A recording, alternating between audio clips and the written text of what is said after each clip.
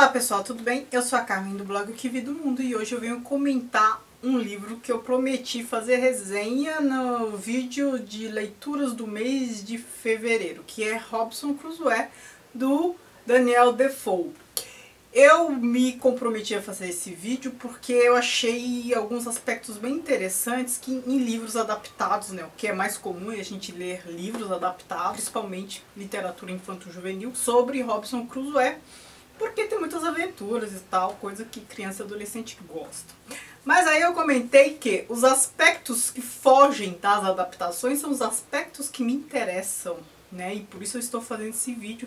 E eu acho que não é todo mundo que conhece esses aspectos, porque eu acho que a maioria acaba lendo adaptação, né? Como eu já havia lido, desenho animado, essas coisas todas, HQ. Aqui a gente está numa situação, Inglaterra, século XVIII, eu acho. Então assim, a gente tem que pensar como era a Inglaterra no século XVIII. O início desse livro nos faz lembrar as viagens de Gulliver, porque aqui a gente está num momento em que a Europa toda é voltada para a navegação. Então é muito comum ter aventuras voltadas para a navegação. E a gente tem grandes experiências de Portugal e Espanha, né, que descobriram a América, afinal de contas, comércio com as Índias e tudo mais. Então a gente está nessa situação de comércio marítimo ainda forte. Ainda não tinha acontecido a Revolução Industrial, a gente está num momento assim, imediatamente antes da Revolução Industrial. E o Robinson Crusoe é um jovem de uns 18 anos, no início da história, burguês. Ele é um jovem burguês, ele quer se aventurar e o pai dele ainda diz: nós somos de uma classe que estamos já estabelecidos, né? Nós temos uma certa segurança na classe onde nós estamos. Ele disse algo mais ou menos nesse tipo. Porque o pai dele era comerciante de velas. Ele estava comparando a classe burguesa com as outras classes, a ralé, né, que nunca tinha nada mesmo, e a aristocracia, que já estava entrando em derrocada, né? Já estava visível que todo aquele universo aristocrático, né, como elite, já estava por um fio. Então assim, havia uma instabilidade econômica para a aristocracia e os burgueses já em ascensão. Então o pai dele aconselhou ele a, tipo, sossegar o facho. Mas ainda assim ele quis se aventurar. Ele fugiu de casa, pegou carona, né, como marujo, numa navegação lá de um amigo, e foi embora. O primeiro lugar em que ele aportou foi África. Então ele viveu muitas aventuras na África, ele foi escravo na África, né? A África já estava sendo colonizada, né? Aliás, já tinha sido colonizada, muitos países ali. Portugal já tinha estado em Angola há muitos anos, há muitos séculos. Não era um momento de grande colonização, de partilha da África ainda, porque isso aconteceu no século XIX, mas era um momento em que a África já estava bem colonizada. Mas ele chegou lá e se tornou escravo. Tem grandes aventuras e tal. Aí ele saiu de lá, pegou carona de novo numa embarcação. Ele acabou chegando no Brasil. Sim, ele vem para o Brasil. Ele se torna senhor de engenho. Ele acaba fazendo uma fortuna. Mas ele tem esse espírito inquieto. Ele quer ir embora. Aí de novo ele pega lá um barco, uma embarcação. E acontece o grande desastre, o naufrágio, do qual só ele sobreviveu. E do qual ele salvou algumas coisas, um caderno para escrever algumas coisas, muita pólvora e tal. E ele acaba se estabelecendo numa ilha. Uma ilha aqui do Atlântico Sul. E fica lá nesta ilha, ele vive por 28 anos.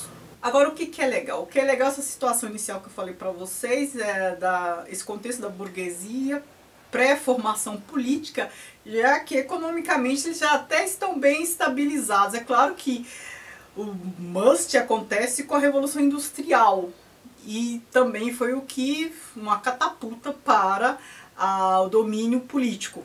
Mas a gente já está no momento que a burguesia está bem estabelecida e ele ainda assim quer se aventurar. Voltando para a vida dele na ilha em que ele ficou 28 anos, o que é legal, ele passa por um processo de descoberta de Deus, digamos assim.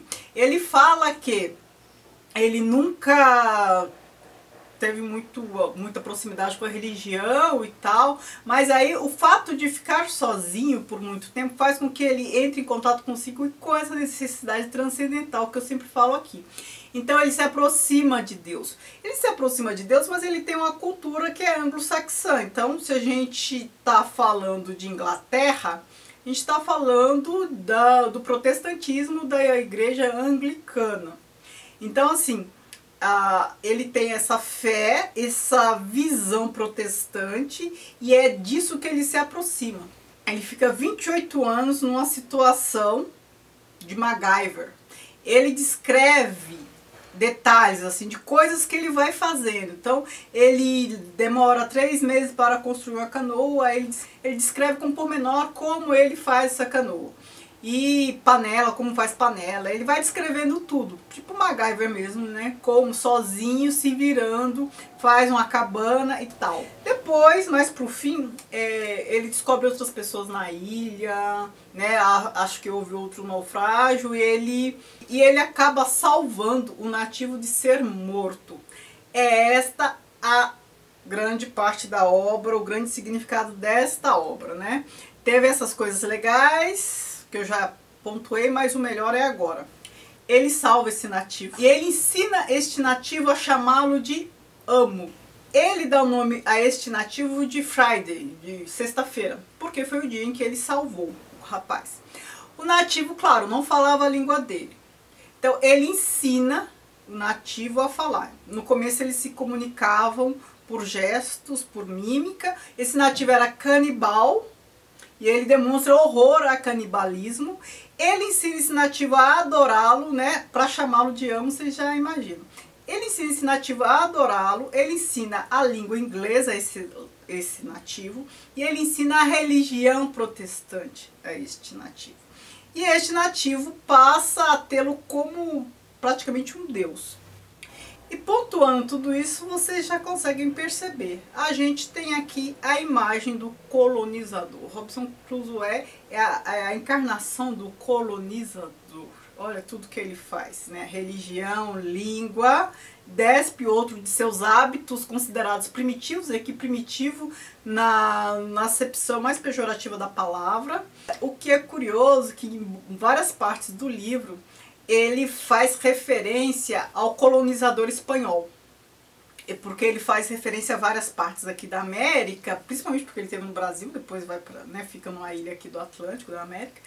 E ele fala muito mal do colonizador espanhol, falando que é o pior dos colonizadores, que é muito agressivo, né, certamente fazendo referência a Pizarro ali com a cultura inca, Hernán Cortés lá da cultura azteca e tal. Por conta disso, ele acaba sendo a contraposição. Ele, um colonizador inglês, é uma contraposição ao colonizador espanhol, que ele considera o mais agressivo, o mais desumano.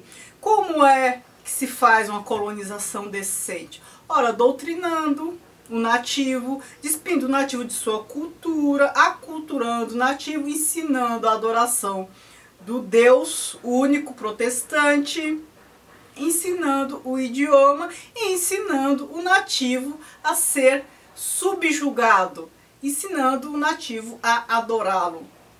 É isso que ele faz. Então perceba a mentalidade inglesa daquele momento. Então assim, a gente está numa situação em que a África não tinha sido partilhada ainda e talvez a Inglaterra não tenha cometido tantas atrocidades como cometeu no seu processo de colonização. Mas, gente, colonizador, não adianta. Não existe um colonizador suave, respeitoso. Não existe. Por definição, já é agressão. Já é usurpação. O que Daniel Defoe, com este livro, quer dizer? Olha, é assim que se coloniza. Olha, a Inglaterra tem que dizer como as pessoas têm que se comportar. Então, a gente está aqui no eurocentrismo, no etnocentrismo, e até hoje a gente colhe os maus frutos disso, porque muita gente ainda considera que europeu é superior. Eles considerarem isso já é bem ruim. Mais ruim ainda é quando o dominado considera isso também. E a gente sabe que é assim, né? Nós fomos criados assim, né? Acaba sendo um processo bem difícil mudar essa visão. Então nós temos Robinson Crusoe nessa situação. Chega um momento em que o nativo tem a oportunidade de voltar para sua terra, seu povo, e aí o Robinson Crusoe fala: você iria? Olha só a devoção do Friday da sexta-feira em relação ao Robinson Crusoe. Ele fala que queria voltar para o povo dele, mas só voltaria com o amo. Ele falou assim: mas chegando lá o seu povo iria me desrespeitar, não iria gostar de mim. E o Friday fala: não, eu vou ensinar o meu povo a adorá-lo, assim como eu o adoro. É uma doutrinação. Então assim, o dominado é usurpado, é aculturado, é assimilado e ainda é ensinado a adorar o dominador. Não existe dominação mais eficaz do que a dominação ideológica, hein?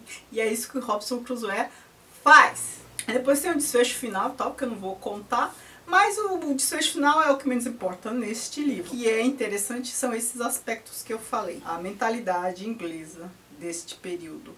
Como eles percebem a relação com os países colonizados, as culturas colonizadas. Não que a gente já não soubesse, mas eu não sabia que o Robinson Crusoe, que este livro trazia esse aspecto todo, né, de colonização, de imperialismo. Então foi uma grande surpresa.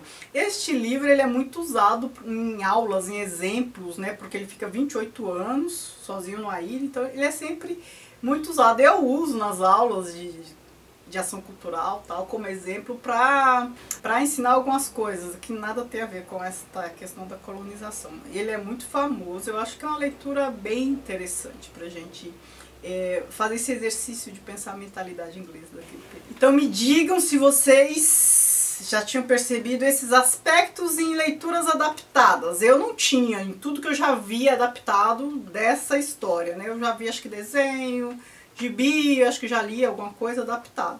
Então é sempre bom ler o livro integral, o livro para adultos, né? Este livro fez muito sucesso na época, na Inglaterra, é claro, né? Claro que ia fazer sucesso na Inglaterra. Talvez ele esteja para a Inglaterra desse período, assim como a Cabana do Pai Tomás esteve para os Estados Unidos também, ali na segunda metade do século XIX. Tem uma doutrinaçãozinha assim, tal qual. Eu comentei um pouco disso naquele vídeo A Escravidão Americana, sobre a escravidão. Então, gostaria que vocês comentassem, me digam o que acharam, se já perceberam essas coisas antes, enfim, qual a experiência que você já teve com Robinson Crusoe. Muito obrigada por assistir e não se esqueçam de me seguir nas redes sociais, o Que Vi do Mundo, Instagram e Facebook, que é a página do blog. Obrigada, beijos e